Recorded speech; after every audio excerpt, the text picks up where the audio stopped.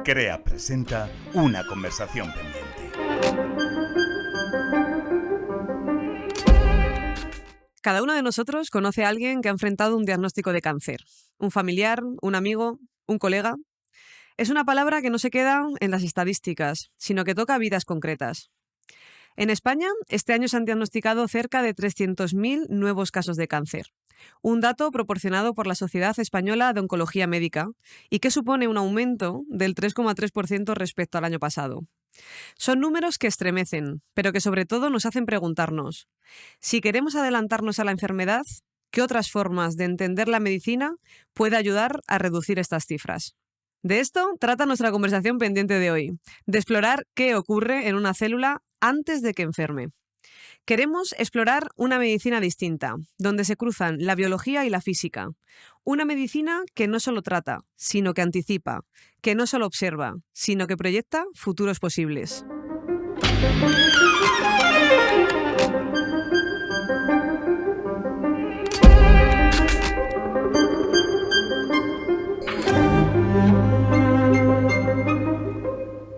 Para encontrar uno de esos futuros posibles, hoy contamos con la compañía de Francisco Monroy, físico y químico, catedrático de la Universidad Complutense de Madrid, que trabaja en esa intersección donde la vida aparece como la forma más profunda de conocimiento del universo. Paco, bienvenido. Qué gusto abordar esta conversación pendiente contigo. Buenos días, Almudena. Muchas gracias por la invitación. Siempre sabes que eres bienvenido a esta casa. Muchas gracias.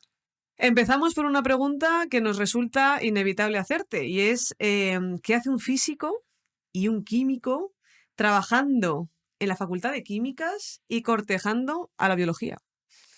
Bueno, pues la pregunta es compleja, así planteada de forma genérica, pero un poco llega a lo más íntimo, ¿no?, de mis sentimientos como estudiante, cuando era estudiante de química, en primer lugar, y encontraba que, bueno, pues la química respondía a unas respuestas prácticas muy aterrizadas de cómo manipular la materia, cómo convertir y transformar la materia, cómo, digamos, mejorar la calidad de vida a través de materiales pues más eficaces, menos agresivos con el ambiente.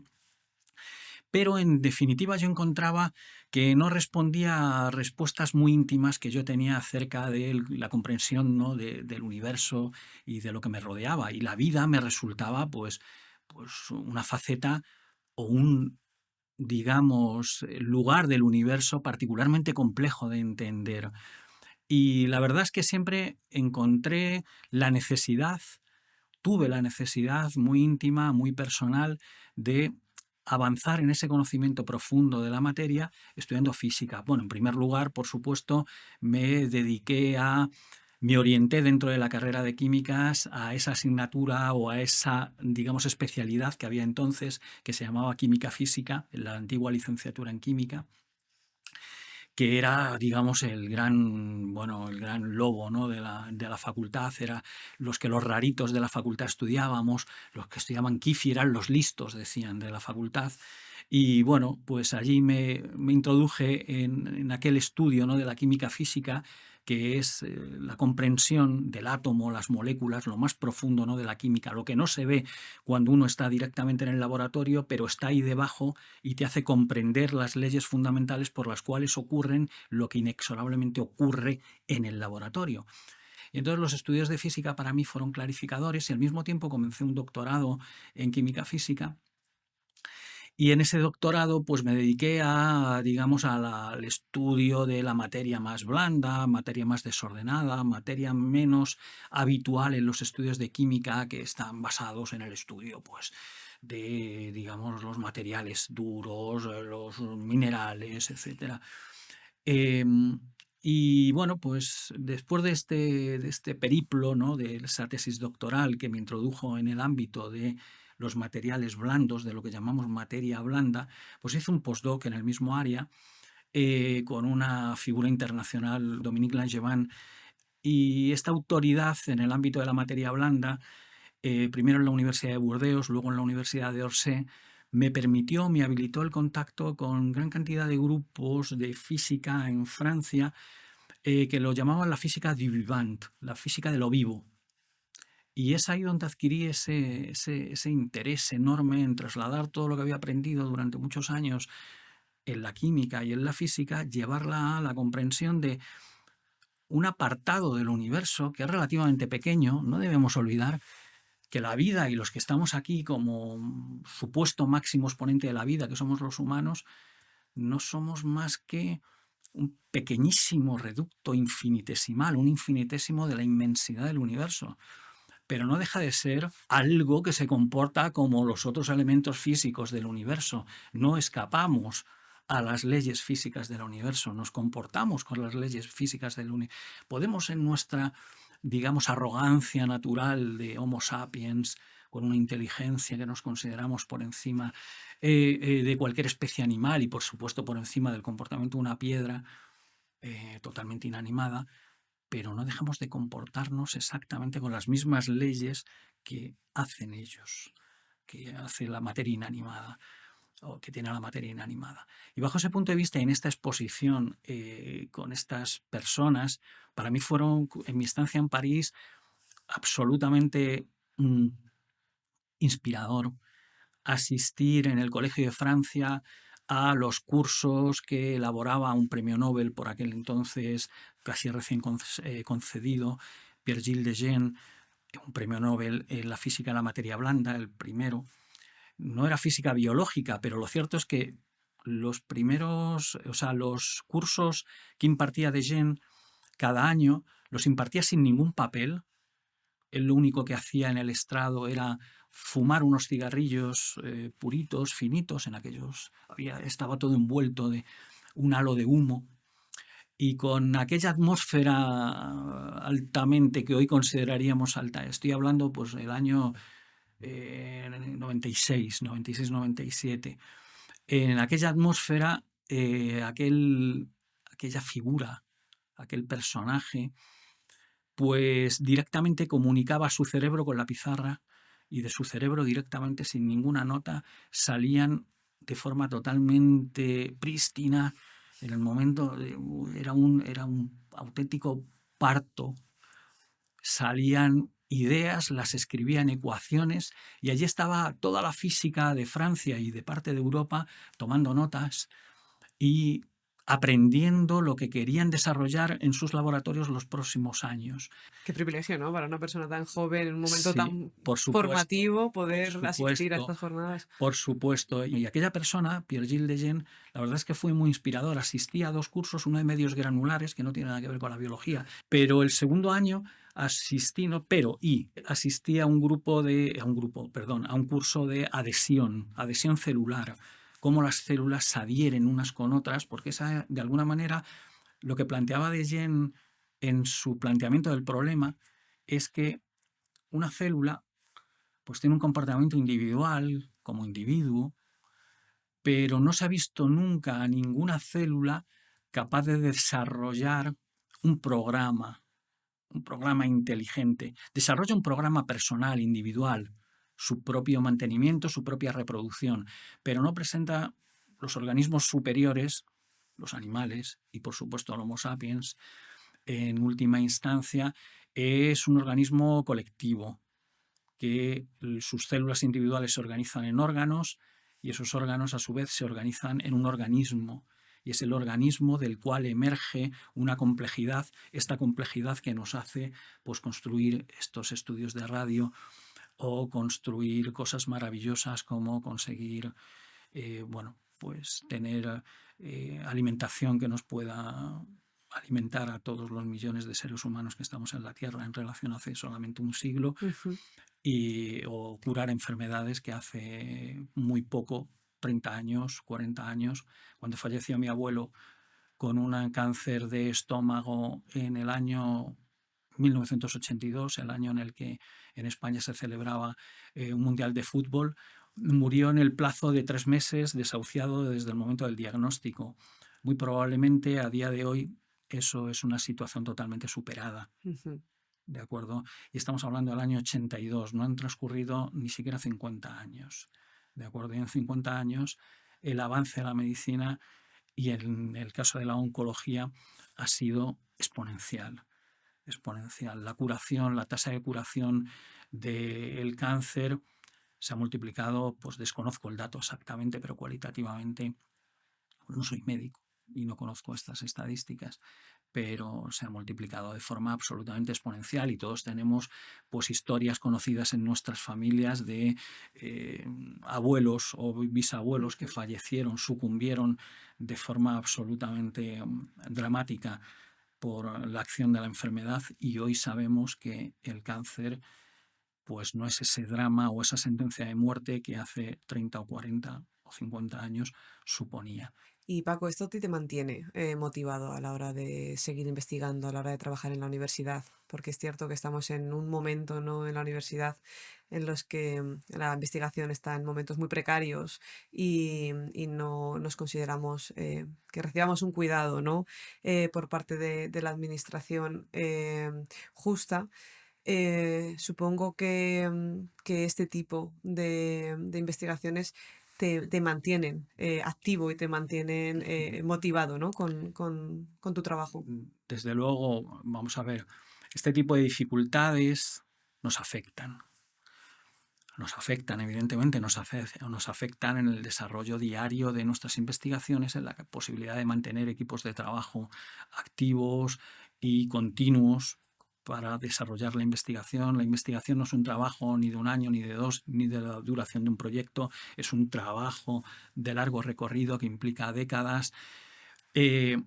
Décadas de formación, de trabajo, de conocimiento, de exploración, y en una situación económica, organizativa, en la que hay, bueno, pues grandes vaivenes, deterioros, bonanzas de repente, y luego a los pocos años se interrumpe y viene una época que vienen mal dadas, pues evidentemente esto afecta.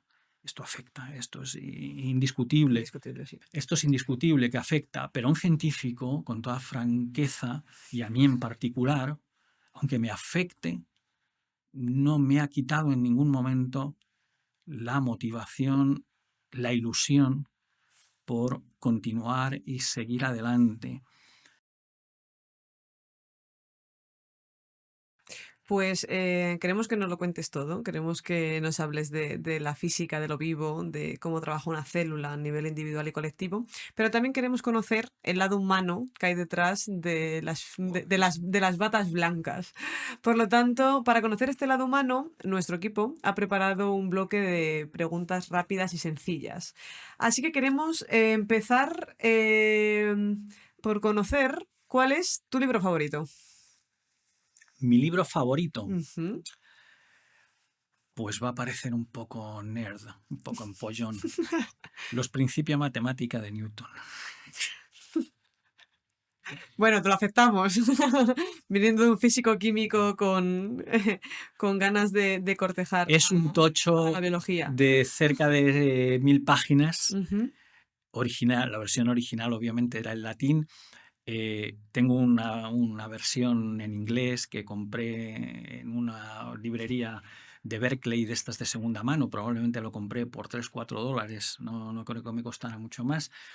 Y evidentemente no me lo he leído de corrido, pero de forma, digamos, no digo diaria, pero prácticamente 2-3 días a la semana, le abro por algún sitio totalmente al azar y leo algunos fragmentos, 2-3 páginas, y la verdad es que son inspiradores.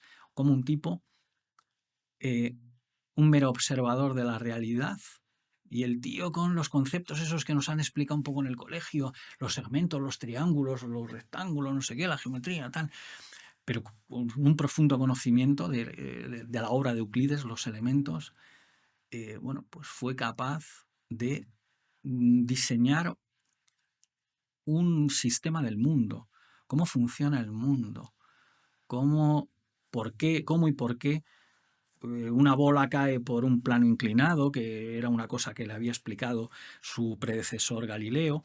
De vez en cuando, ¿Está escrito de forma divulgativa? ¿Se lo podríamos recomendar a nuestra audiencia? desde luego que no. Pues Desde luego entonces- que no. No es absolutamente recomendable, es nada más que para quizás empollones. Pero sí es recomendable, y yo lo hago en Mi primer curso, doy desde hace muchos años la física de primero para los estudiantes de bioquímica y ahora del doble grado en bioquímica y química de la Facultad de Químicas. Y en esa asignatura una de las primeras cosas que hago es mostrarles, llevarles encima de clase, encima de mi mesa, los principios de matemática y planteárselo como la Biblia sobre la cual plantear su conocimiento del mundo, no pretendiendo que se lo estudien porque ya está digerido en forma de libros de texto y textos básicos, comprensibles, divulgativos, etc.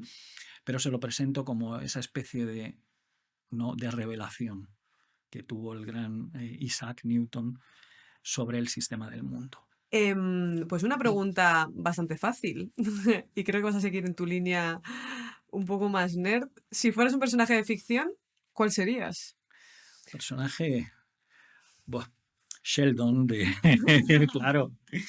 No sé por qué no me sorprende. Claro, sí.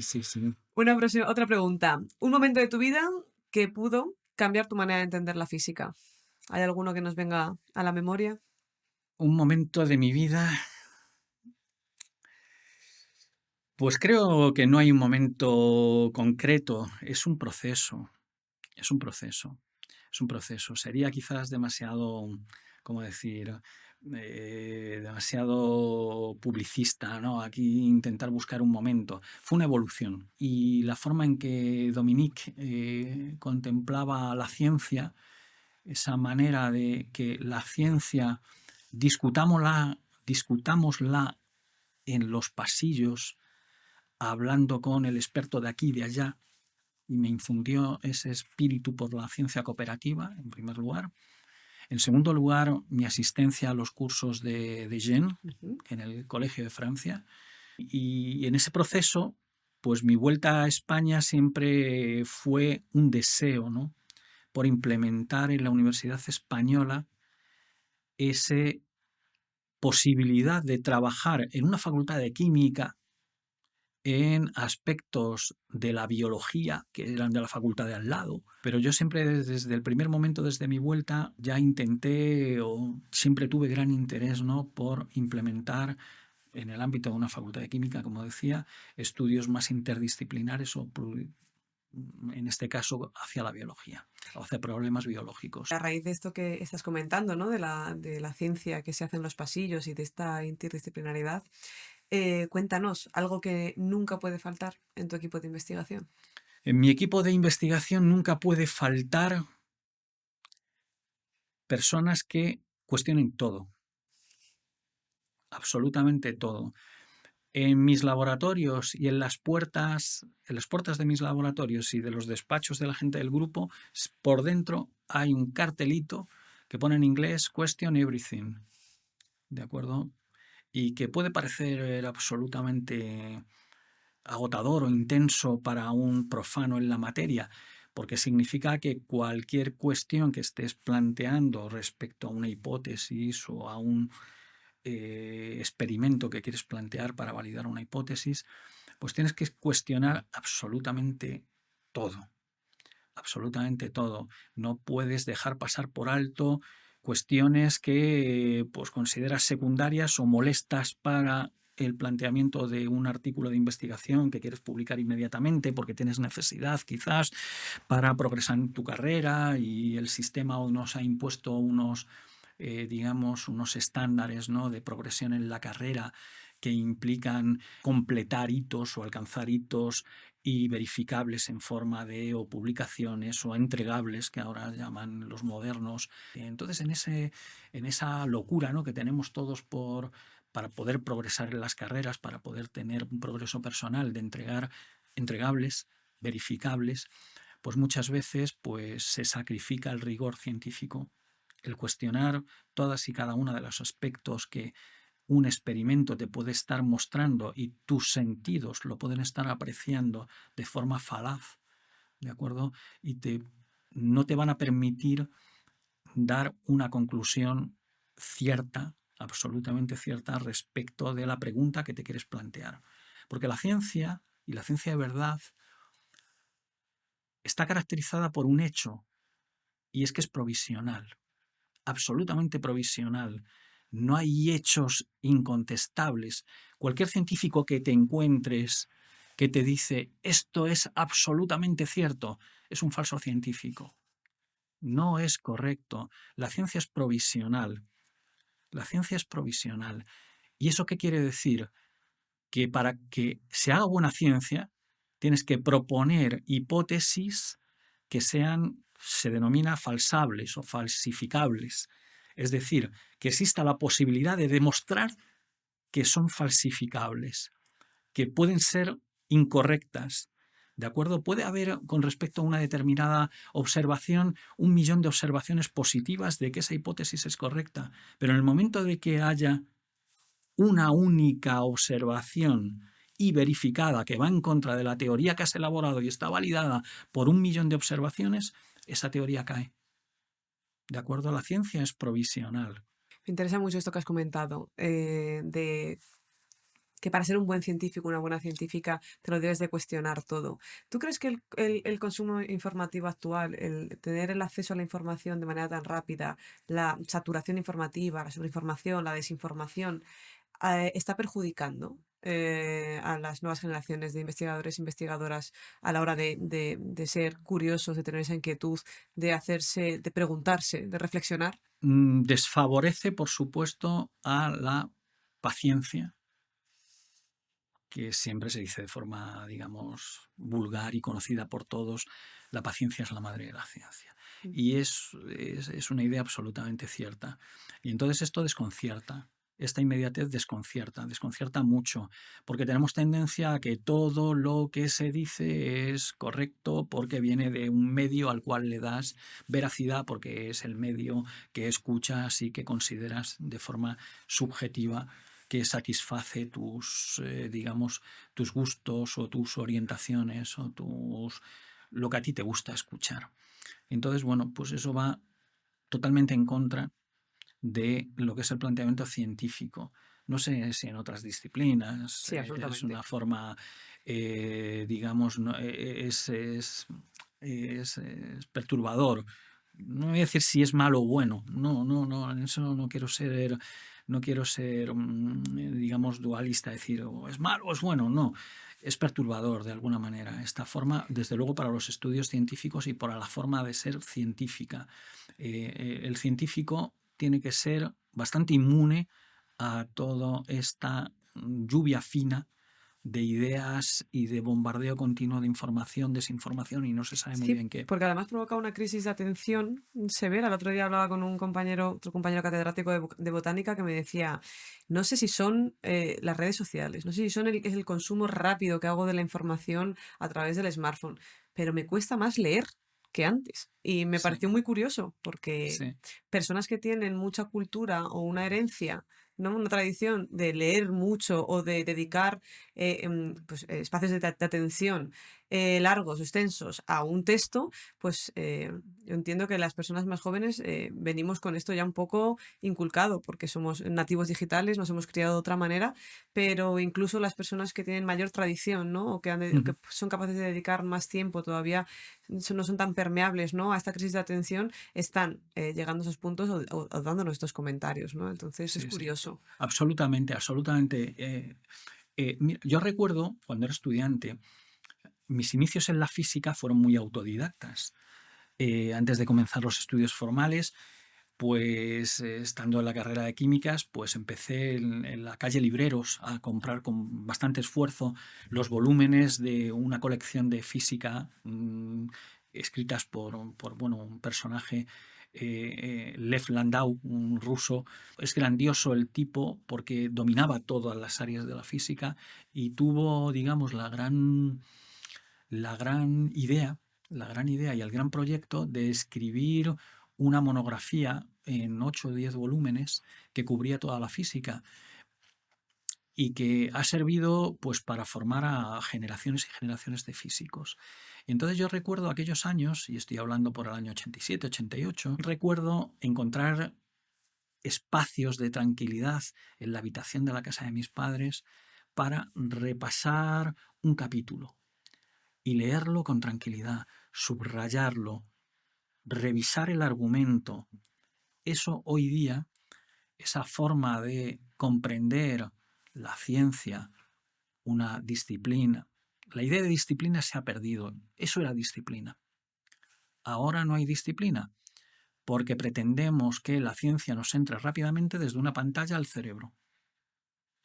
Y en ese proceso nos perdemos la capacidad de que el cerebro desarrolle sus argumentos y contraargumentos con respecto a lo que está leyendo.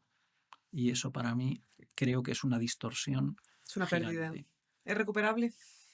Pues probablemente se oye hoy día que los colegios están eliminando las tablets, están eliminando desde edades tempranas, están haciéndonos volver al cuaderno y están haciéndonos de nuevo una contrarrevolución digital en el sentido, Sí. una contrarreforma digital en el sentido de volvernos no nativos digitales puros, sino mestizos analógicos digitales puros desde el principio. Creo que ahí está el valor. Y, Yo me considero un mestizo. y mantener esos espacios, ¿no?, de reflexión, de estudio. Exacto, exacto. En el Para poder papel, tener estos procesos, en el claro. papel, en la conversación, no solamente. En el papel y en la conversación, insisto, el valor del desarrollo de la ciencia en una conversación de pasillo, o en una conversación de despacho, o en una conversación de bar.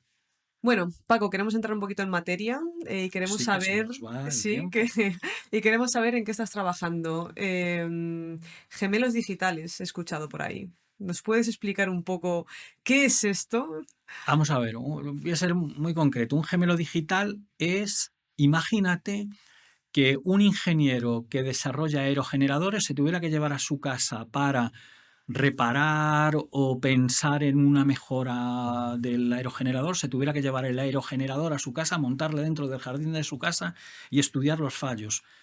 En cambio, lo que hace es desarrollar dentro de un ordenador un software que recapitula esencialmente el comportamiento de ese objeto grande, gigante, complejísimo, que es el aerogenerador, y lo recrea dentro del ordenador, y en esa recreación digital o virtual es capaz de interrogar cuál va a ser el comportamiento de ese sistema bajo unas determinadas condiciones u otras.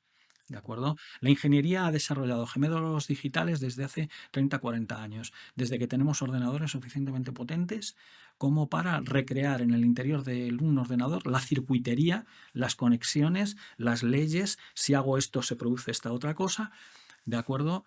De un objeto físico. Ahora, vosotros lo estáis aplicando a la medicina. Claro, una persona, un ser humano, un animal, es un objeto físico igualmente y tiene elementos de predicibilidad o predictibilidad que pueden ser recreados en el ordenador.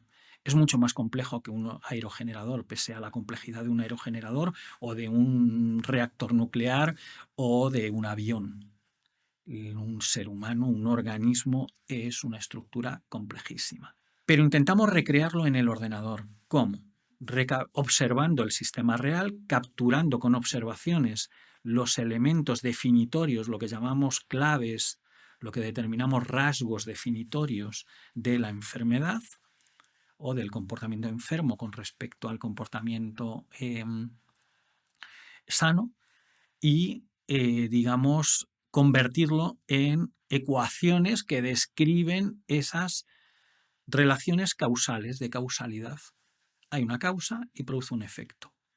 Y esas relaciones, que son multinivel, no son únicas, hay múltiples conexiones, múltiples causas producen múltiples consecuencias y además variables. La modificación de una pequeña causa produce consecuencias múltiples, pues todo ello intentamos observarlos y obtener evidencia experimental incontestable acerca de las relaciones causales entre esas causas, que es esos rasgos definitorios de la enfermedad, y las consecuencias que produce. Y todo eso lo metemos en un ordenador, gracias a la participación, evidentemente, de un equipo interdisciplinar, y ahora explicaré un poco cómo, y entonces somos capaces de que el clínico, el médico, en una interfaz de fácil uso, no hace falta ser ni físico, ni ingeniero, ni matemático, ni químico, ni bioquímico, pues es capaz de interrogar al sistema, al gemelo digital,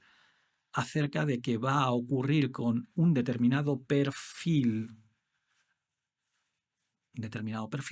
genético, clínico, ambiental, etcétera, que es la historia clínica de un paciente con respecto al desarrollo de su enfermedad. O sea, podríamos decir que es un Un clon predictor, del es un clon, perfil es un gemelo virtual, un genético. gemelo digital, se llama digital porque en inglés la denominación es digital twin, ¿de acuerdo? En español les gusta más a los médicos llamarlo gemelos virtuales, virtual twin, ¿de acuerdo? Y entonces es un recreador del comportamiento de la enfermedad. Y esto nos lleva a una idea ansiada y soñada por la medicina, probablemente desde la época de Galeno, que es lo que se denomina medicina personalizada. La medicina del siglo XIX-XX es una medicina que no es personalizada, es una medicina epidemiológica de alguna manera. ¿En qué sentido? Pues que los tratamientos o los procedimientos que han resultado exitosos en una mayoría de casos, en una mayoría, y eso no significa todos los casos, pues resultan exitosos. Y entonces lo aplicó, viene una persona y tiene, mira, se le diagnostica esta enfermedad, le aplico el tratamiento que ha resultado exitoso para la mayoría. Pero si me encuentro en la minoría de casos, ¿de acuerdo? Pues el tratamiento no va a ser exitoso conmigo. ¿De acuerdo? Y entonces entramos en ese terreno en que una medicina de colectivo, no una medicina personalizada, fracasa conmigo. Y yo tengo la sensación de que la medicina y los médicos han fracasado rotundamente conmigo. Y entonces yo hace 10 años conocí a un médico, colega fantástico, y además lo considero un amigo y un amigo profundo y de verdad una amistad de las que no están basadas en pasarlo bien, sino en la de entendernos y disfrutar de la compañía y de la conversación. Este médico, Manuel Ramírez, jefe de sección de oncohematología en el Hospital Niño Jesús de Madrid, es el único hospital infantil propiamente dicho, pediátrico de España, junto con el San Juan de Dios de Barcelona. Me planteó una problemática y es, Paco, fíjate, como oncólogos de la leucemia infantil linfoblástica aguda, que puede parecer un nombre así muy extraño, muy complejo, pero es una enfermedad que es el cáncer infantil más frecuente, más prevalente. Los cánceres infantiles, que son los que vemos en nuestro hospital, pues el cáncer infantil es menos frecuente, evidentemente, pero los cánceres infantiles hay dos fundamentalmente. El cáncer, la leucemia, y esta en particular, se cura en el 85% de casos, y el glioblastoma, que es un cáncer del sistema nervioso, pues que tiene peor pronóstico, pero que no es mi área de trabajo, en aquel caso con el oncohematólogo, que son cánceres de sangre. Esta leucemia, todos tenemos la imagen, ¿no?, de esos niños tratados en hospitales infantiles o tratados en hospitales donde hay, digamos, servicios de pediatría, de oncología pediátrica, con esos tratamientos tan radicales y tan penosos, en que vemos a esos niños tan delgados, que han perdido el pelo, que se encuentran totalmente pálidos. Pero en realidad eso es en la mayoría de los casos, la mayoría, y lo llevo antes a la palabra mayoría, son exitosos. El 85%, más que la mayoría, no es el 51% o el 50,01%, es el 85%. Pero Manuel me planteaba la problemática que desde hace 30 años seguían curando a los mismos 85%, a 85 de cada 100. ¿Y qué pasa con el otro 15%? Y con 15 niños tenían siempre el drama de que los padres pues, se presentaban al cabo de 5 años o 4 años o 3 años o 6 años del tratamiento con quimioterapia, de una aparente curación de la leucemia, de haber pasado por esa tragedia, ¿no?, que significa que a un hijo le diagnostiquen leucemia, pero que en un 85% de casos se cure y no tenga mayor trascendencia. Ahora hablaré de ello. Pero hay 15 en que aparecían los padres en la consulta de medicina general, al niño le dolía la cabeza, miraba la historial clínico, rápidamente veía que era un, digamos, enfermo curado de leucemia o aparentemente curado de leucemia, le mandaba al oncohematólogo y aparecía de nuevo la recaída de la leucemia, o lo que es peor, el dolor de cabeza resultaba de que había habido una metástasis al sistema nervioso central, particularmente al cerebro, y normalmente, como dicen los médicos de forma eufemística, termina en exitus, que es el fallecimiento del paciente. ¿De acuerdo? Ese 15% de recaídas recurrentes y metástasis no se ha modificado desde los años 80. ¿De acuerdo? Hasta los años 80 no había buenos tratamientos de quimioterapia, pero a partir de los años 80 hubo buenas quimioterapias que aquel entonces eran bastante dañinas en cuanto a lo que se refiere a la evolución posterior del paciente, curan al paciente de la leucemia, el paciente no muere, pero quedaba con secuelas. Hay de forma muy significativa una imagen de dos gemelas totalmente idénticas genéticamente, que en los años 70 tuvieron, bueno, pues una de ellas se enfermó con leucemia, la otra no.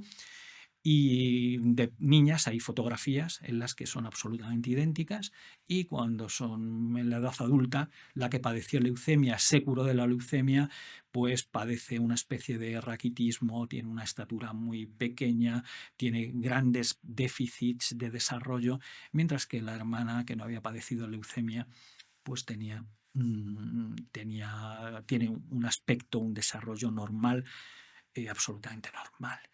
Esa diferencia en evolución, no tenían por qué haber evolucionado de forma tan radicalmente diferente, es fundamentalmente por el daño infringido por los efectos adversos de los tratamientos de quimioterapia de aquellos años, de los años 80 y 90.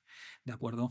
Desde entonces hasta ahora, esos tratamientos quimioterápicos han evolucionado fabulosamente.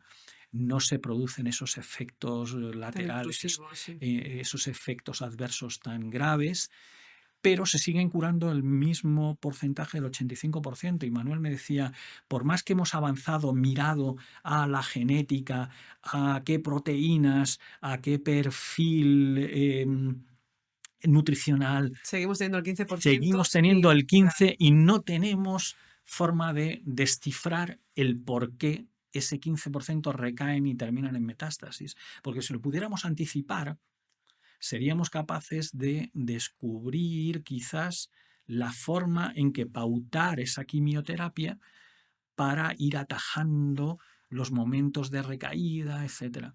Pero no tenemos la herramienta predictiva, y por más que hemos preguntado a los biólogos durante 3 décadas que nos secuencien más y más profundamente los genes, los oncogenes que son responsables de esto, o las proteínas que aparecen en estos perfiles clínicos extraños, no encontramos absolutamente nada que los diferencie y nos permita anticipar.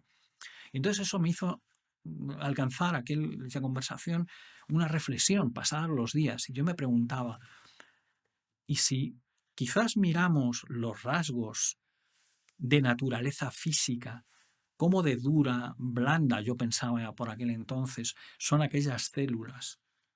Y en esa dureza, blandura, yo soy capaz de decir, mira, son células que, aunque haya pocas en el torrente sanguíneo de esa persona que se está tratando de leucemia, pero son capaces de atravesar lo que se denomina barrera hematoencefálica. Ese era el planteamiento de aquel entonces. La barrera hematoencefálica es una barrera entre la sangre y nuestro cerebro. Está prohibida a todas las células de nuestro organismo. Allí no pasa nadie, nada más que algunas células del sistema inmunitario que tienen licencia para pasar a corregir posibles infecciones. ¿De acuerdo? Yo me quedé con aquella idea. Y entonces a los pocos meses le propuse a Manuel redactar un proyecto para concurrir con esa idea de determinar las características mecánicas de las células a la Unión Europea. Organizamos un consorcio entre colegas médicos suyos que complementaban la parte, digamos, de recogida de muestras, muestras más variadas. Y por mi lado, pues expertos conocidos por mí en esos años de mi trayectoria, estoy hablando ahora unos 15 años, y entonces juntamos un consorcio europeo, montamos una propuesta y fuimos a Europa y no nos la dieron. Y no nos la dieron. La primera en la frente. La evaluaron muy bien, pero no nos la dieron. Pero eso no significó, y volviendo a tu primera pregunta, que nuestro interés decayera. No decayó en No absoluto. tiraste la toalla, ¿no? No tiramos la toalla y Manuel y yo seguimos con la idea y buscamos la posibilidad de encontrar financiación para pues pagar a una persona pues que fuera haciendo unos experimentos prospectivos preliminares para que ello que era una mera idea fuera planteado, Tuviese un mayor fundamento, ¿no? De cara a las convocatorias. tuviera evidencia científica, de acuerdo a lo que lo que decía antes, cuestiona todo. No solamente hagas preguntas, sino que cuestiones todas las respuestas que esas preguntas a las que estás respondiendo a esas preguntas. Y entonces, bueno, pues encontramos los medios para empezar a hacer algunos experimentos preliminares, algunos estudios preliminares con cohortes de pacientes muy pequeñas, metiendo líneas celulares, es decir, células que podemos encontrar en el laboratorio congeladas y que se pueden expandir fácilmente y que se puede trabajar fácilmente con ellas como modelos y tal. Y empezamos a descubrir que efectivamente aquella idea de que los rasgos físicos, ¿y qué se entiende por rasgos físicos? Pues que Almudena es castaña de pelo, que sus ojos son marrones, que su piel es clara, que su altura es media. Esos son los rasgos físicos. En el caso de las células, pues no es tan fácil de decir, pero son rasgos que se caracterizan con las mediciones que hacemos los físicos, cómo se mueven de rápido, a qué aceleración, esos conceptos que nos enseñaban en el colegio y que nos decían, apréndete aquellas fórmulas. Pues los físicos, efectivamente, nos las hemos aprendido y vemos la profundidad que tienen detrás, que Newton, el del libro de los Principios de la Matemática, mi lectura preferida, nos planteó como el sistema del mundo y que son absolutamente vigentes a día de hoy. No hay nada que haya... Esa teoría sí que es robusta. La teoría de Newton es robustísima. No ha habido todavía ninguna evidencia que haya visto en que estas gafas que tengo encima de la mesa, cuando las suelte, vayan al suelo y no vayan para arriba. ¿De acuerdo? El día que lo haya, pues entonces los principios de matemática en su globalidad los tendré que tirar a la basura. Entonces, os pusisteis manos a la obra y empezasteis a describir a las células. Nos pusimos a describir desde un punto de vista físico a las células y nos dimos cuenta que había características físicas muy diferenciales. ¿De acuerdo? Y no de todas las células, sino de unas pocas. La mayoría de las células, incluso en un enfermo de esos que habían recaído, en el 15% de recaídas y de posibles resultados fatales, pues nos encontramos que algunas de las células y algunas de sus características físicas, fundamentalmente aquellas relacionadas con lo que en física denominamos rigidez, que se puede entender bastante bien, rigidez o blandura. Y una cosa que se entiende peor, que es entropía, que se utiliza mucho por ahí en conversaciones más o menos sesudas, ¿no? Pero que lo podemos traducir a un lenguaje más coloquial por desorden. ¿De acuerdo? Y entonces nos dimos cuenta que determinadas células en aquellos pacientes que eran particularmente sensibles de producir recaídas, algunas de sus células eran muy blandas y algunas de sus células eran enormes productoras de entropía. O sea, muy desordenadas. Más que muy desordenadas. Producían mucho caos. Productor de entropía es un concepto sutil, pero productor de entropía significa que yo produzco mucho caos en mi entorno a costa de yo estar muy a gusto, muy ordenado y tener mi programa muy funcional. Eso es peligroso. Eso es peligroso. Eso es peligroso. Eso es peligroso, pero eso es lo que la naturaleza hace por definición en este reducto de la naturaleza que llamamos biosfera o del universo que llamamos biosfera. La vida es un sistema físico tremendamente organizado. ¿Verdad que sí? Una piedra no. Una piedra está desorganizada y la tendencia natural de la piedra es hacerse polvo, a desorganizarse. La materia inanimada se desordena porque está sujeta a algo que en física llamamos el segundo principio de la termodinámica. El primero es el que hemos estudiado en el colegio. La energía no se crea ni se destruye, solo se transforma. Eso lo entendemos todos. El segundo es la entropía, el desorden total del universo no puede más que aumentar. Nunca va a ordenarse espontáneamente el universo. ¿De acuerdo? Estamos destinados a desordenarnos. Y una piedra, y en el día que nos morimos, está claro, nos convertimos en una piedra, en algo inanimado, y nuestro destino natural es desordenarnos. Polvo eres y en polvo te convertirás. ¿De acuerdo? Pero mientras estamos vivos, tenemos la sensación maravillosa de que estamos altamente ordenados, de que somos un casi reducto especial, ¿no?, de la naturaleza. Y no somos especiales. Somos especiales. Simplemente la biología ha conseguido escaparse parcialmente de ese segundo principio de la termodinámica. ¿Cómo? Produciendo orden en mi interior a costa de producir más desorden en el exterior, de tal forma que el balance siempre es de producción de desorden. ¿De acuerdo? Sí. Y ahora lo vamos a entender todos muy claro.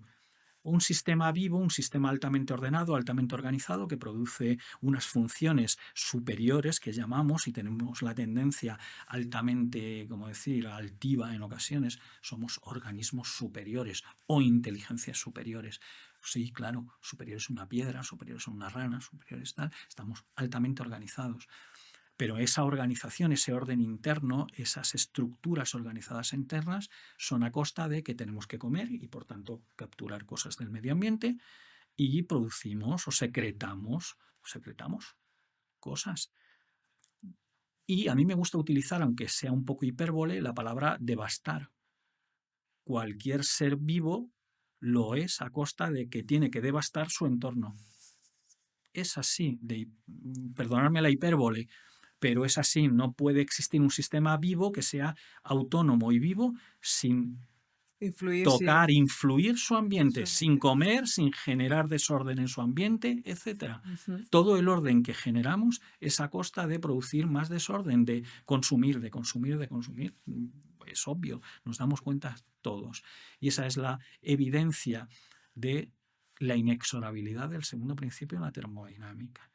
Es un principio profundo, no se ha encontrado que sea falso a día de hoy, y es un principio que es, digamos, la base una de las bases, uno de los axiomas para comprender la vida. Y entonces esto, yendo a lo que me decías, para que no sea demasiado lateral en la argumentación, pues es una de las cosas que nos dimos cuenta. Esas células son productores de entropía natos, destructores de su entorno, a costa de tener un programa altamente optimizado ¿de qué? Fundamentalmente de sexo y reproducción. Son capaces de reproducirse de forma absolutamente desquiciada, ¿de acuerdo? Tanto que son células inmortales. Se suele decir, de forma vulgar y técnica también, que las células cancerosas son inmortales. Tienen una capacidad de reproducción muy alta, son capaces de sobrevivir incluso cuando las sacas fuera del organismo y las reproduces en un medio de cultivo. Las células primarias, que no son cancerígenas, una célula normal del organismo, en cuanto las sacas del organismo, deja de tener las señales procedentes de las otras células, no puede durar más allá de 2-3 ciclos de reproducción, no se reproduce fácilmente. Pero estas sobreviven en condiciones extremas, ¿no? Sí, las primeras células cancerosas que constituyen una línea celular de laboratorio que se estudia en la actualidad, que son las células HeLa, H-E-L-A, son las siglas de una enferma de cáncer de cérvix, de cuello uterino, de principios del siglo XX.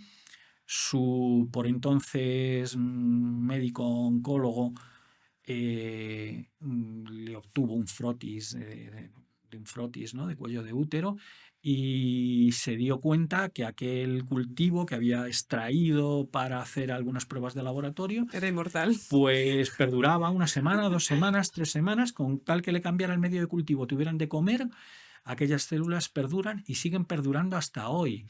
y han pasado 100 años. Eso les convierte en seres muy resistentes, ¿no? Son seres, son resistentes, tú has dicho la palabra, son resistentes. Es como las bacterias resistentes a los antibióticos. Son mutaciones, son tipos celulares que han cambiado o que han adquirido una forma de ser y de existir que les hace resistentes a la pérdida de contacto con sus... se hacen psicópatas, por decirlo de alguna manera. ¿Y cómo nos enfrentamos a ellas, Paco? Pues bueno, la medicina ha evolucionado, la oncología en particular, ha evolucionado de forma radical en los tratamientos, gracias a la química médica, a la química biológica, que se ocupa del desarrollo de nuevos medicamentos, nuevos fármacos cada vez más eficaces, con menos efectos adversos, tratamientos físicos basados en la utilización de radiación o bueno, lo que llamamos vulgarmente la radioterapia, cada vez más localizada, menos invasiva, Más dirigida, eficaz, más sí. dirigida, implicando no solamente el uso de radioisótopos que eran altamente deslocalizados, como era en el pasado, sino ya fuentes de radiación altamente localizadas, altamente, digamos, precisas. El ámbito de los tratamientos ha mejorado enormemente. Pues lo que quiero decir con esto es que desde el punto de vista de la terapia, la medicina, gracias a biología, química, física, ha mejorado muchísimo. Y pero cada vez es más personalizada. Es más personalizada, es más de precisión, ¿de acuerdo? Pero ese 15% sigue remanente. Y esto que hablo en leucemia es trasladable a otros tipos de cáncer. Entonces, el problema está a día de hoy, el gran cuello de botella está en una identificación temprana de la enfermedad, en primer lugar. Anticipando. Y en una capacidad de predicción del curso de la enfermedad que me permita colocar los hitos terapéuticos en el momento adecuado, como para ir, por utilizar una palabra que entendamos todos, taponando o reconduciendo la evolución de la enfermedad, ¿de acuerdo? De tal manera que la terapia consigue reconducir a un destino que es de curación y no de destino exitus, destino fatal. Tengo dos preguntas, Paco. La primera es, ¿qué información obtiene el médico a raíz de la información que le aporta este gemelo virtual? ¿Qué información le da para poder cambiar el diagnóstico, para poder decidir cuál va a ser el siguiente paso? Y la segunda pregunta que inevitablemente me hago es, ¿estáis salvando vidas? Primera pregunta. El objetivo es predecir. Y te voy a poner el ejemplo. La meteorología de hace 30 años no predecía ni para el día. ¿De acuerdo? La meteorología de hoy predice 3-4 días con una capacidad bastante certera de predicción y la tenemos en nuestro teléfono. ¿De acuerdo? El objetivo con los gemelos digitales es tener esa capacidad de predicción de la evolución de la enfermedad en cada uno de los pasos, a lo largo de la evolución de la enfermedad. Tener capacidad predictiva, anticipatoria. ¿De acuerdo? En esa anticipación está la clave de la posibilidad de tratamiento personalizado, dirigido y con mayores capacidades de éxito hacia la curación. ¿Si estamos curando niños a día de hoy? No. La ciencia no funciona así. La ciencia no funciona tener una idea, desarrollarla y al día siguiente poderla llevar a la consulta. No. Esta idea la planteamos por primera vez, como te decía, hace aproximadamente una década, pero para poner lo que se denominan pruebas de concepto, las ideas básicas de que existen rasgos físicos que pueden ser definitorios de enfermedad. En el año 21, probablemente una década después de haber estado trabajando en esas pruebas de concepto, someterlas al escrutinio de la comunidad científica, publicarlas. En el año 21, gracias a los fondos de recuperación que vinieron de la Comunidad Europea, la Agencia Estatal de Investigación de España sacó una convocatoria de proyectos que se llamaban de transformación digital y transformación ecológica. Salió una convocatoria conjunta. Mm. Fue una convocatoria, yo no sé si muy exitosa o no, pero a nosotros fue muy exitosa porque nunca me han valorado un proyecto con 100 puntos sobre 100. Enhorabuena. Aquel fue valorado con 100 puntos sobre 100. Y nos presentamos en consorcio, varios grupos de España, que cubrían desde la parte clínica, la parte de genética, la parte de proteómica, la parte que se llama de transcriptómica, matemáticos, todos esos biólogos y médicos, biomédicos, matemáticos que eran capaces de organizar toda la información, porque la información que sale, para que tengas una idea, de mi laboratorio, de un solo paciente, es 1 tera de información, un disco duro completo, con la información física a la que hay que sumar toda esa información de carácter biológico. Y agrupar una cohorte de pacientes. Inicialmente habíamos previsto 100 pacientes en retrospectiva. ¿Qué quiere decir esto en retrospectiva? Pacientes, bueno, pues que habían pasado por el hospital y habían sido sometidos a procesos de tratamiento, algunos de ellos exitosos, el 15% no. Una cohorte representativa se reclutó de 100 pacientes. Como insisto, eran pacientes que ya no existían como pacientes, el 15% que habían fallecido, sino que estaban sus células congeladas en el biobanco del Hospital Niño Jesús. Y esto no es fácil de conseguir. Una cohorte de estas características tienes que contar, digamos, con el convencimiento de los propietarios institucionales de esas células para emplearlas en un estudio tan arriesgado como este. Y entonces, bueno, contamos con la financiación. Conseguimos en total 2,5 millones de euros, todo el consorcio, y nos pusimos todos a trabajar cooperativamente con reuniones que teníamos pues aproximadamente cada no más de 3 meses, reuniones que alojábamos nos retirábamos durante 2 días a discutir los resultados que estábamos obteniendo y cómo podíamos modificar los protocolos de medición de características, de obtención de resultados, de análisis de resultados. La verdad es que ha sido una experiencia maravillosa. Ha finalizado el proyecto este mes de septiembre formalmente, pero el proyecto no ha finalizado. Seguimos trabajando porque la construcción de ese gemelo digital está todavía bajo construcción. El gemelo digital que tenemos en pruebas, una de las versiones que tenemos en pruebas, está siendo capaz de discriminar a prácticamente un 100% a los pacientes que han tenido éxitus, a los pacientes que fallecieron en su día. Es decir, mirando las características físicas de esas células, es capaz de identificar este porcentaje. Uniéndolo a todo el panel, llamamos vectores, a todo el panel de características genómicas, proteómicas, transcriptómicas, las características moleculares de las células de esos pacientes. Solo esas características moleculares no discriminan, pero la unión con las características físicas, esa rigidez y esa entropía, esa capacidad de destrucción, por decirlo muy sencillo, hay un panel de cerca de 120 características físicas, para que os entendáis. 1 tera de información. Es mucha información, requiere el concurso de matemáticos y de informáticos muy competentes. Y estamos teniendo una capacidad de predicción, porque es retrospectivo y sabemos los que tuvieron una evolución clínica de recaídas y quienes murieron, y los estamos discriminando. Ese gemelo digital, esas ecuaciones matemáticas, esas ecuaciones físicas a la Newton metidas en mi libro del principio matemática favorito, están consiguiendo predecir.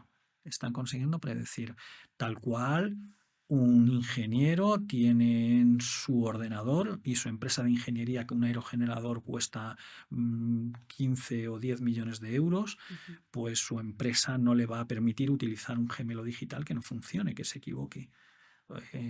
Otro gemelo digital, porque nos entendamos, fue los que permitieron pues poder hacer simulaciones o predicciones o forecasting, que llaman los meteorólogos, pero en el caso de los que llevaron a personas a la Luna o vivieron o desarrollaron la carrera espacial, todo ello no lo hicieron al azar, no lo hicieron dejando a ver qué pasaba, simulaban en gemelos digitales en un ordenador que en su día ocupaba una habitación, lo que hoy día está metido dentro de un teléfono, pues utilizaban ya gemelos digitales.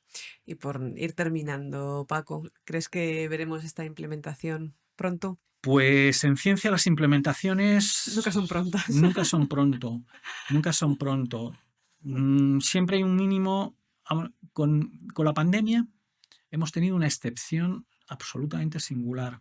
Ha sido un esfuerzo En un científico. año se ha conseguido la implementación de un sistema de vacunas que no voy a decir que no se conociera, si se conocía. Si se conocía. La tecnología de vehiculización disponían de ello en una de las determinadas empresas que conocemos todos. La otra empresa tenía la tecnología de, digamos, las vacunas de RNA, pero que no sabía cómo mantenerlas estables. Se juntaron. Todos los factores hicieron un Hubo un esfuerzo esfuerzo económico, un esfuerzo administrativo y un esfuerzo científico. científico brutal y una necesidad política de resolver un problema inmediatamente, y por tanto esa necesidad política dijeron, bueno, pues tenemos que relajar toda la burocracia que normalmente ponemos, bueno, pues para defender, ¿no?, los procedimientos. Pero es cierto que toda esa burocracia se relajó al mínimo imprescindible. Sí. Y entonces, en un tiempo récord de un año, se consiguió algo para resolver un problema que no, bueno, pues era un problema global, mundial. Una situación de crisis absoluta. Una situación de crisis brutal. Mm. Entonces, esto que hemos hecho con una cohorte de 100 pacientes, que en la práctica se ha visto reducida a 50, porque luego ha habido que cribar casos de esa, porque no requerían las condiciones adecuadas para el análisis que estábamos haciendo, es decir, que hubiera observabilidad en todas las fases del proyecto. ¿De acuerdo? Pues ahora nuestro objetivo es llevarlo a un estudio multinacional. Ese estudio multinacional estamos haciendo todos los pasos necesarios para que sea un estudio que integre pacientes de toda Europa en un proyecto que liderará lógicamente desde España el Hospital Niño Jesús como promotor de la idea. Nuestra intención es que lo lidere también a nivel europeo, buscar, ya están encontrados, pero conseguir la financiación, por buscar me refiero a la financiación, los socios están encontrados, quiero decir, encontrar la financiación para que diversos hospitales en Europa aporten sus bancos de células e incluso acumular una cohorte enorme, gigantesca, que tiene el Hospital Infantil de San Francisco en Estados Unidos, con el cual tenemos mucha interacción. Y que también pues tiene, digamos, una materia prima valiosísima y además multinacional para integrar información esperamos, del orden de entre 500 y 1000 pacientes. Una vez el gemelo digital esté validado a ese nivel, podrá llevarse a fase de estudio clínico. Pues os deseamos mucha suerte con las nuevas propuestas, Paco. Seguro que con el equipo que habéis formado nadie os va a decir que no. Pues esperemos. Seguro. Vamos a pasar a un bloque para ir terminando nuestra conversación pendiente de hoy. Es uno de mis bloques favoritos. Paco, te voy a lanzar frases que suelen escucharse sobre la ciencia y la medicina. Algunas son verdades, otras son mitos y otras quizás están a medio camino. Así que la idea es que nos las confirmes, nos las niegues o quizás las matices. Por lo tanto, vamos allá. Mitos o verdades. ¿El cáncer es únicamente un problema genético? Mito. ¿Algo que añadir? Bueno, es un problema genético en lo que se refiere a la aparición de una célula cancerosa. Constantemente las varias personas que estamos en este estudio de radio estamos teniendo transformación de nuestras células en células cancerosas. Sí, miradme, no lo creáis. Estamos teniendo cáncer en todo momento, cáncer entendido como una mutación genética. Nuestras células están mutando porque constantemente están siendo sometidas a estímulos químicos, físicos, radiación que viene. No estoy hablando de que haya habido un aumento del cáncer en las últimas décadas por la contaminación. No, el cáncer ha existido siempre porque estamos en un universo que el Sol y las estrellas pues sueltan radiaciones y esas radiaciones producen lo que se llama mutaciones en nuestras fibras de DNA, en nuestro sistema genético. Entonces el cáncer está apareciendo siempre, pero los médicos me han hecho ver que ese cáncer que está apareciendo siempre no lo puedo llamar cáncer. No lo puedo llamar cáncer. El cáncer genético no lo puedo llamar cáncer. Cáncer es cuando aparece manifestación clínica del cáncer, cuando afecta al funcionamiento orgánico global del organismo, en forma de un tumor que altera y distorsiona completamente el funcionamiento del organismo, dando lugar a una situación patológica a nivel orgánico. Pues entonces esto significa que el siguiente mito o verdad que tenía, creo que va a ser verdad. Todos tenemos células cancerígenas en el cuerpo. Absolutamente. Y Absolutamente. Quizás en el momento de nuestra concepción, las dos células de nuestro padre y nuestra madre, o nuestra madre y nuestro padre, eran absolutamente sanas, pero en el momento que empiezan a desarrollarse, a exponerse a un entorno, empieza a haber mutaciones, empieza a aparecer células potencialmente precancerosas. cuanto más joven es la persona, menor probabilidad de desarrollar un cáncer. La leucemia infantil linfoblástica aguda es un ejemplo de cáncer muy prevalente en la infancia. Incluso en el momento de la gestación puede aparecer la leucemia o en los primeros impases de la vida, y es un cáncer bastante frecuente en la infancia y en la adolescencia. Y bueno, sí que es cierto que la acumulación de golpes que dan lugar a la aparición de cáncer se van acumulando a lo largo de la vida, y sí que es cierto pues que bueno, hay determinados cánceres que aparecen según la persona va acumulando ese tipo de cánceres. Ejemplos evidentes pues son en las mujeres el cáncer de mama y en los hombres pues el cáncer de próstata, que van apareciendo con la edad. Y Paco, ¿es cierto que la reproducción celular en las personas jóvenes es más rápida? Es decir, ¿se desarrolla un cáncer más rápido en una persona joven que en una persona más adulta? No hay una correlación directa. Es cierto que yo no soy un experto en envejecimiento, eso hay grandes expertos en nuestro país, expertas. Sí que es cierto que según nuestras células van reproduciéndose cada vez, el extremo de nuestros cromosomas va perdiendo contenido, eso se llaman telómeros. Ujú. Esos telómeros van haciendo que la capacidad de reparación, primero, de velocidad de reproducción celular disminuye. Segundo, la reproducción celular, aunque tenga una velocidad disminuida, en realidad eso es una ventaja, porque los errores se van acumulando, y si tuviera mucha velocidad de reproducción de mis células en la senescencia, pues tendría mayor reproducción de errores y por tanto más tasa de acumulación de errores potencialmente susceptibles de aparecer cáncer. ¿Vale? Pero creo que exista, no siendo experto en epidemiología del cáncer, no creo que exista una correlación directa entre la velocidad de reproducción. Nuestro último mito o verdad. ¿La inteligencia es exclusiva del cerebro humano? Oh, esto me encanta. Y me lleva, a ver, te voy a contestar primero, no, entendiendo inteligencia en sentido amplio.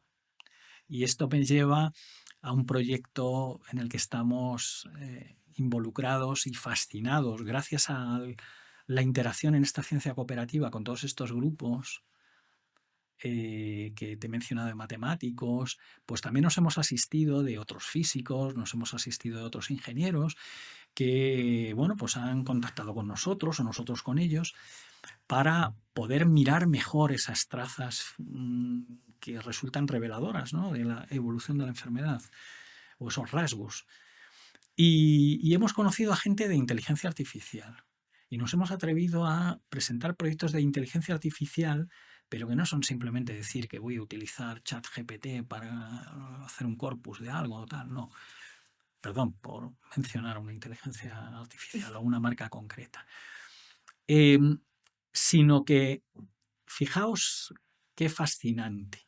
En primer lugar, hemos pedido 2 proyectos, nos han concedido uno por una fundación privada, para utilizar inteligencia artificial para hacer visión artificial, fundamentalmente asistida, cámaras asistidas por inteligencia artificial para visualizar mejor esos rasgos físicos para visualizarlos mejor, visualizarlos in situ y no estar sesgados por mi libro de Newton, por la física, sino mirarlos con unos ojos de niño de 4 años, 5 años, sin sesgos, y capturar todas esas características. Y entonces hemos conocido a varios grupos muy competentes en ese ámbito de la visión artificial, y entonces nos hemos permitido proponer un proyecto también basado en la leucemia y con esas herramientas ahora avanzadas de visión artificial.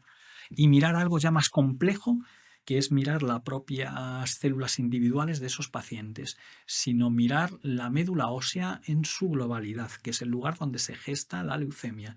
Pero esto además nos ha llevado, porque salió una convocatoria que decían, una convocatoria de inteligencia artificial para desarrollar nuevas inteligencias artificiales. Y entonces tuvimos esa epifanía que se tiene de vez en cuando y dijimos, a ver, el cerebro humano es inteligente. La inteligencia artificial que tenemos hoy, la convencional, se basa en la estructura del cerebro. Es lo que llamamos redes neuronales. Las inteligencias artificiales de hoy son lo que llamaban redes neuronales los físicos, a los que les han dado el premio Nobel hace un año, que lo desarrollaron hace 30, 40 años con problemas de aprendizaje. Lo llamaban machine learning, aprendizaje de máquina. Eso es la inteligencia artificial que tenemos hoy. De hace 30 años, en 3 décadas se ha desarrollado en algo que le das un prompt y en 2 segundos te da resultado. Mucha información. Y en el teléfono. Con respecto a lo que antes me decías de la duración, Sí. 30 años en desarrollar esto. Esto no ha sido cosa de un año, que alguien ha surgido y ha hecho esa inteligencia artificial. No. Vale. Entonces, nos decían, nuevas inteligencias artificiales. No podemos hacer nuevas redes neuronales, no somos expertos en nuevas redes neuronales. Pero la epifanía vino de la idea de que no parece que haya nada más inteligente en sentido amplio, en capacidad de supervivencia, en capacidad de desarrollar programa, en ser proyectivo con el programa, que el núcleo celular de las células leucémicas que yo estoy teniendo, porque tienen un programa que es ser maligno, desarrollarse de forma brutal y generar una enfermedad en contra del sistema inmune, en contra de los mecanismos de regulación. Tiene un programa de proyecto, tiene un proyecto brutal. Esa inteligencia es proyectiva. Ahí va la cosa. Entonces, lo que planteamos en ese proyecto, que todavía está en evaluación y esperemos a ver qué nos dicen, es la idea loca de aprender con nuestra tecnología cómo piensa, entre comillas, un núcleo celular, cómo desarrolla un programa inteligente de desarrollar su biología, su programa, su propósito. Estas iluminaciones, estas epifanías, no es que haya revelación de la ciencia, Sí. pero sí hay ideas que surgen en el momento de que tu colega monta en bicicleta, nuestro colega que hablabas de hace un rato, o en mi caso se me suelen ocurrir cuando estoy en la ducha o me estoy afeitando. Esos son momentos de intimidad total en el que suelo estar siempre pensando en las cosas, en los problemas científicos que me interesan y donde se me suelen ocurrir las ideas más Y cuando para mí estás, potentes. cuando estás relajado, ¿no? Es Estoy decir, relajado. que no corremos ante a esos superestímulos, ¿no? Al que estamos, Exacto. que estamos siempre Exacto. sometidos. Bueno, vamos a una pregunta que a mí me interesa mucho personalmente, porque es sobre contar la ciencia, ¿no? Uno de los Ujú. grandes retos de la ciencia hoy no es solo investigar, sino también contar lo que se investiga. Ujú. Y en el caso de trabajos como el tuyo, que combinan física, biología, bueno, pues la divulgación aquí enfrenta desafíos especiales, puesto que tenemos que entender conceptos muy complejos, procesos muy complejos, bueno, travesías, ¿no? A lo largo del conocimiento. Y aquí hay un tema a mí que me surge y que me gustaría preguntarte, porque en las universidades no tenemos la capacidad de poder divulgar o de poder contar todo lo que se hace. Pero sí sé que determinadas investigaciones, cuando se publican en ciertas revistas de gran impacto, como puede ser Science o Nature, tienen un impacto mayor, ¿no? Sé que en tu caso y que en vuestras investigaciones esto ha ocurrido en varias ocasiones y me gustaría que nos contaras qué significa esto en relación a la divulgación. Cuando publicáis o conseguís publicar un artículo en una de las revistas de gran impacto a nivel mundial, empiezan a sonar los teléfonos, os llaman los periodistas, os llaman los medios de comunicación. ¿Qué ocurre aquí, Paco? Pues la verdad es que es a veces angustioso. Angustioso porque no paran de llamar los teléfonos. Sí que es cierto que depende mucho de el trabajo de la oficina de prensa que tienes detrás. Eso es fundamental. Y he de decir en ese sentido que las oficinas de prensa que he tenido detrás cuando he publicado en estas revistas, no todas han funcionado siempre de la misma manera, pero en algunas de ellas, fundamentalmente las de los hospitales están muy acostumbrados. Mi grupo de investigación pertenece al mismo tiempo a la Universidad Complutense y al Hospital 12 de Octubre, y en el Hospital 12 de Octubre hay una oficina de comunicación enorme que una vez libera como digáis vosotros, libera una nota de prensa, pues de alguna manera pues tiene una interacción muy importante con las diferentes agencias, una distribución muy importante con las diferentes agencias. Y bueno, probablemente por el hecho de que es de más impacto algo que procede de un hospital que algo que procede de una universidad, porque la sociedad lo percibe como algo que va a tener aplicabilidad directa, algo que le puede pasar a él mañana, Ujú. y la universidad nos ve como un ente académico, abstracto, o incluso en una torre de marfil, por decirlo de alguna manera.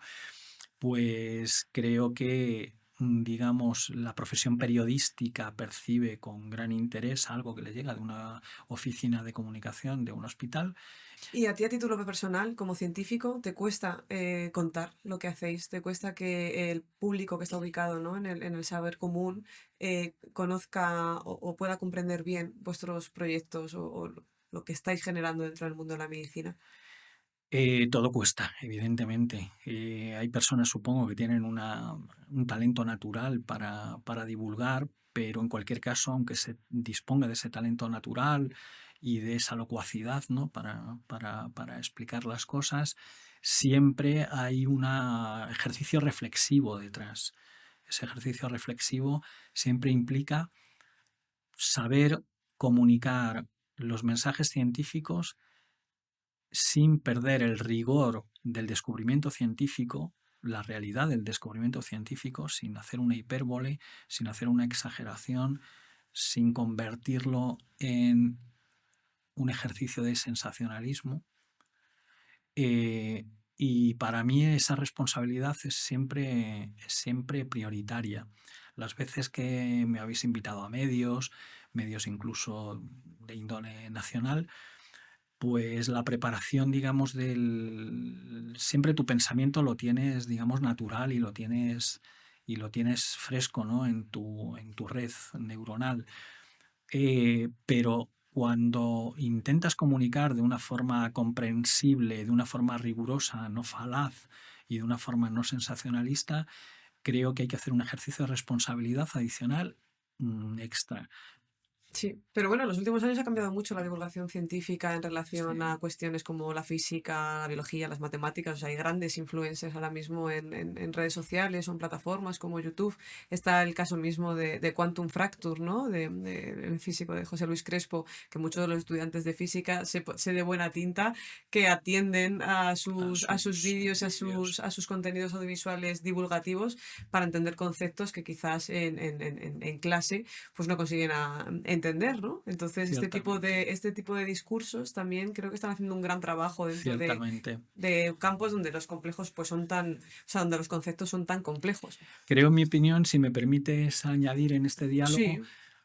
dentro de los estudios científicos deberíamos incluir asignaturas de comunicación y de ética en la comunicación, con toda franqueza. Mm. Igual que deberían aparecer también contenidos relacionados con la formación responsable, con la formación de profesorado responsable. Pues gracias por comentarlo, Paco, porque sí consideramos nosotros desde nuestro Centro de Divulgación Científica que la divulgación científica es una disciplina totalmente interdisciplinar e interfacultativa y que debería tener su espacio en todas las ramas del saber, ¿no? Porque Sí. es la conversación pendiente, así se llama este video podcast que la ciencia tiene con la sociedad.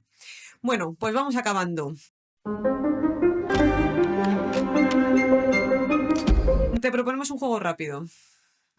Te voy a dar 2 opciones y solamente tienes que elegir una, sin explicaciones y sin matices. ¿Preparado? ¿Orden o caos? Caos.